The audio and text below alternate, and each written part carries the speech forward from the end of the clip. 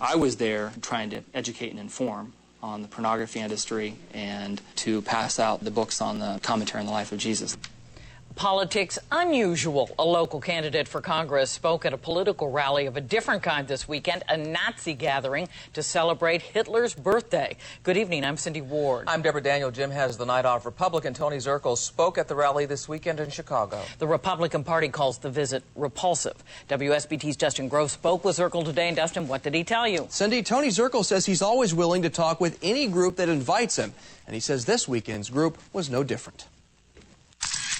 The pictures show Republican congressional candidate Tony Zirkle speaking this weekend in front of the Nazi flag and a picture of Adolf Hitler, the crowd in front of him celebrating the dictator's birthday. On the website overthrow.com, the American National Socialist Workers Party said Zirkle spoke to them on his history as a state's attorney in Indiana, prosecuting Jewish and Zionist criminal gangs involved in trafficking prostitutes and pornography from Russia and the Zionist entity.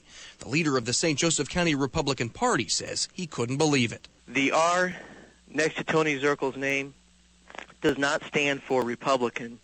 It stands for repulsive. But at a news conference Monday... Well, that's politics, and I think Chris Riley has shown that he's willing to impute motives before he's ever even met me. Zirkle says he was invited by the group and is willing to talk to anyone about the issues he stands for, including his fight against pornography. He shredded an original copy of Penthouse to show his disgust at an industry he says is destroying the world. Zirkle also said he accepted the invitation to preach the gospel, handing out commentaries on the life of Jesus. And so I pass this out and try to witness them so that they could try to take some of the issues they have and present them in a more loving fashion.